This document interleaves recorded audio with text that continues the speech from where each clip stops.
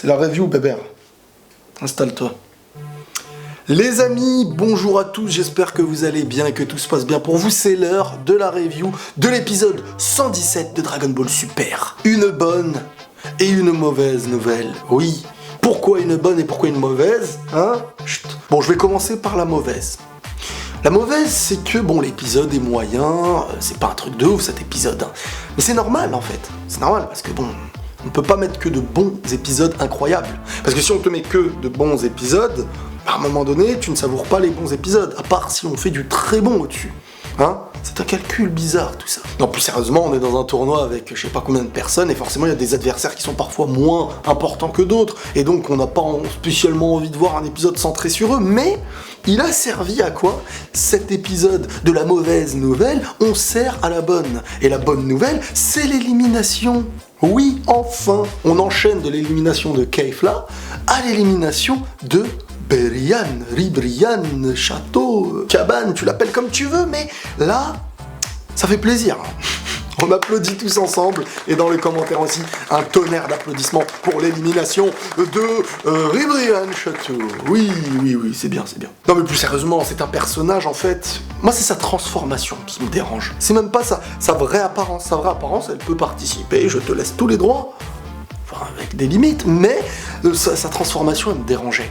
Donc c'est pour ça que je suis content qu'elle parte, et en plus de ça, plus il y aura maintenant des gens qui partent, plus on se rapproche de la plus grande importance du tournoi. C'est ça qui sent bien bon. Maintenant, son élimination, elle a un petit sens. Et j'ai bien aimé cet apport, parce que au-delà de l'élimination basique par la force, on a quand même, on connaît la spécialité du personnage et un petit peu de son univers qui la représente comme l'amour. Et elle a été battue grâce à quoi? Grâce au pouvoir de l'amour. L'amour se fait vaincre par l'amour. Et est-ce qu'il n'y avait que l'amour qui pouvait vaincre l'amour? Bah oui, parce que elle a perdu uniquement quelque part face à ces 18 qui, dans un moment de difficulté, grâce à ces pensées de Krillin, voilà, bref, leur couple, eh ben, l'amour a ressurgi en elle, et c'est la force de l'amour qui a vaincu l'amour. Et même quand elle a été éliminée, Ribrian, elle a pensé à ça, elle s'est dit, peut-être qu'il y a un espoir que l'amour existe en fait quelque part. Donc en fait, le principe et les objectifs de son univers et tout, bah, encore une fois, on ressent un petit peu de l'humanité, quelque chose de beau chez l'univers, un autre univers différent. Mais là, on est dans un tournoi, donc t'as pas le choix. Amour, pas amour, et on s'en fiche. C'est là le problème, tu vois, c'est que là, faut se battre. Et si on y ajoutait, comme je vous dis à chaque fois, cette petite aura de chaque personnage en expliquant un petit peu ce pourquoi il se bat. Avec chaque épisode où on voit un mec, tu nous mets 2 minutes de petites choses de son histoire et ça donnerait quelque chose d'incroyable. Mais bref, Ribrian Château est éliminé et on applaudit. Chut, non, pas toi. Vegeta. Là, on en est à un Vegeta qui veut... Ça y est, hein, il est dans son objectif d'éveiller l'ultra instinct en lui. Bien que il n'a pas encore la recette spéciale, donc il est tombé face à l'Odigoto à la ceinture qui le fait changer de délire, et il a lâché ses bras comme ça, il était face à lui. Et limite, il voulait en fait que son corps réagisse instinctivement. Mais je pense que la charge de l'autre qui le tapait n'est pas assez brutale. Je pense que... Parce que Goku, c'est quand même le Genki-Dama qui a éveillé cette chose-là. Hein. Et si le fait que beaucoup d'Akaishin n'y arrivent pas, c'est pas un hasard, c'est pas en restant comme ça face à Quasimodo qui va te mettre 3 coups, qu'à un moment donné tu vas te lever, tu vas dire wow, ultra instinct. Donc il y a quand même, et encore heureux qu'il y a du travail à faire pour en arriver là. Moi je pense que si Vegeta doit éveiller l'ultra instinct, il faut qu'il le fasse. Enfin, ça va pas être il faut, c'est qui va le faire comme ça, et vous verrez, j'en suis sûr, à chaque fois je dis ça et je me trompe, mais c'est pas grave, de toute manière on s'en fiche. Il va le faire face à Toppo, vous verrez. Face à Toppo, s'il se bat contre lui, mais je pense qu'ils vont se battre, à un moment donné où ça y est, hein, on va croire que c'est fini, comme un petit peu avec Goku, Vegeta se mangera des trucs, et ça y est, le moment où ça allait être la fin de Vegeta dans ce tournoi. Non.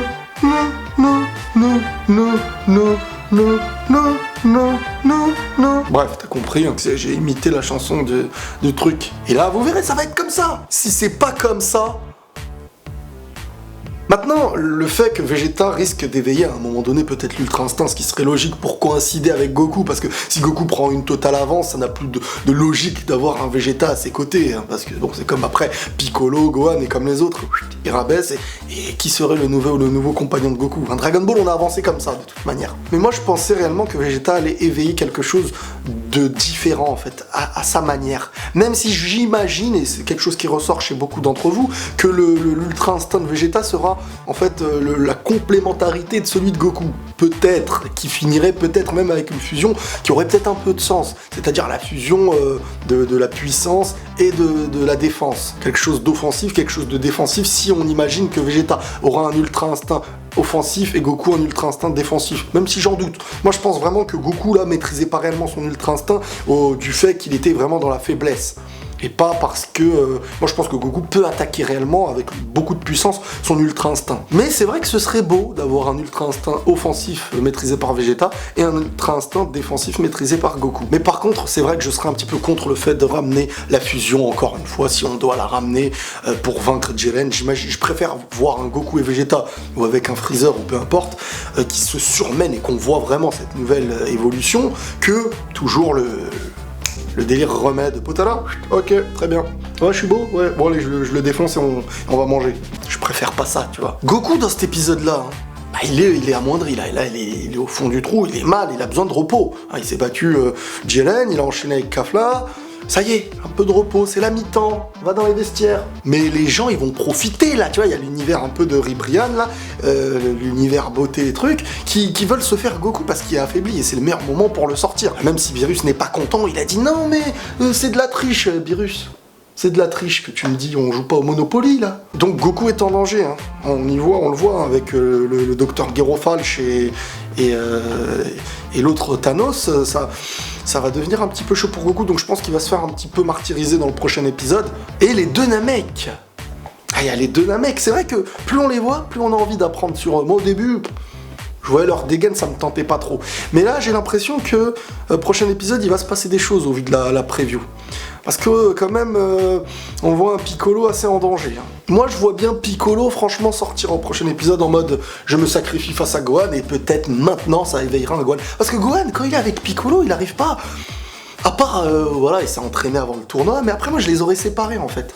Leur duo n'a pas tenu ses promesses, pour moi. Il y a plein de choses qui n'ont pas tenu réellement ses promesses. Pour moi, Gohan, il faut vraiment qu'il soit... De toute manière, ça a toujours été comme ça. Gohan est très fort quand il perd quelque chose qu'il aime. Ah bah voilà, bah alors attaquez Piccolo, faites-le sortir, et là, Gohan...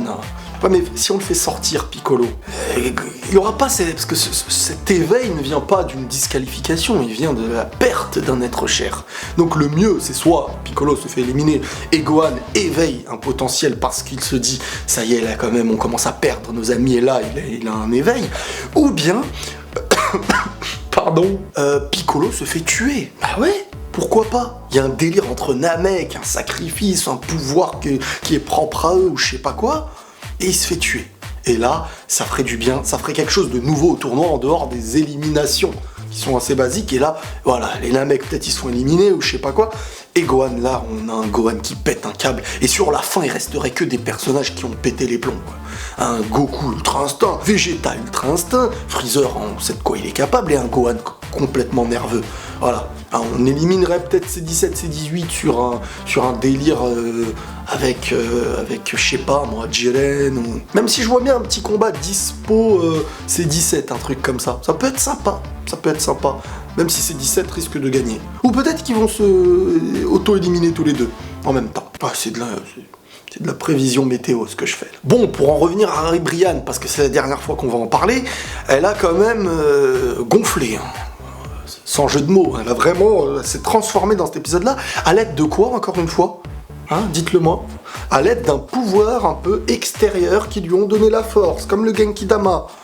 C'est le tournoi des 80 individus, je sais pas quoi, là. Ou bien, c'est un tournoi avec les mecs qui sont dans le banc. C'est comme si t'es dans un match de foot. Tu vois, c'est un 11 contre 11, un match de foot.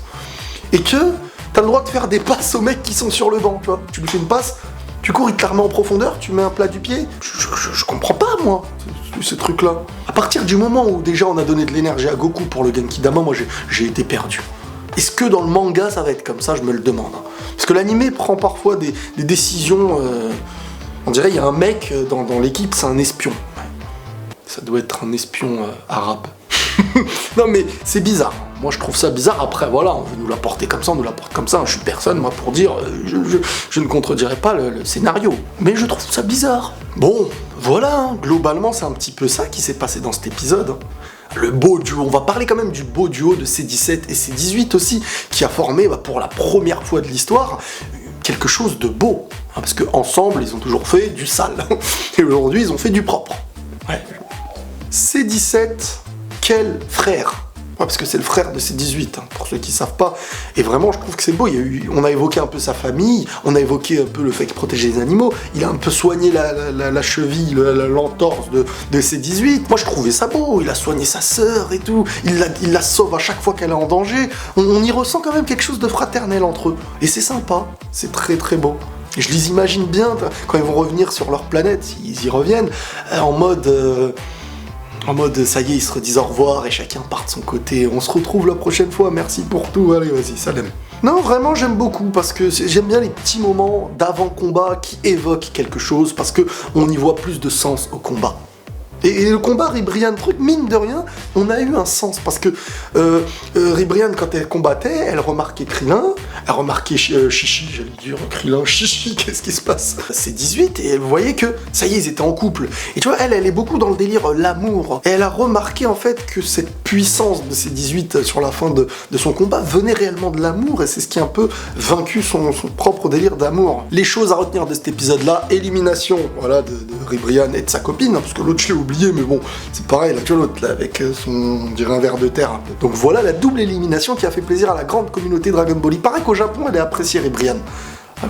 Ils ont le droit, hein. Ça ne changera pas le fait que je suis très content qu'elle soit disqualifiée. Et voilà, mais ce qu'il y a à retenir et qui est dans une avancée, c'est vraiment Vegeta, ça y est, qui est en mode éveil petit à petit de son ultra instinct, qui tente des petites choses et qui arrivera petit à petit, j'imagine qu'à un moment donné, il aura un début d'ultra instinct, il va retomber et là, ça va lui éveiller le fait qu'il peut l'éveiller. Oui. Voilà les amis, c'est tout pour cette review, hein. Je ne vais pas vous saouler 56 ans pour rabâcher la même chose. J'espère que cette vidéo vous aura plu, on se retrouve pour le prochain, ça sent l'élimination, ça sent des univers qui vont cramer, ça sent beaucoup de fumée. N'hésitez pas à liker à fond, à commenter à fond, abonnez-vous et réabonnez-vous si vous avez été, j'allais dire disqualifié, désabonné. Prenez tous soin de vous les amis, et la paix sur vous.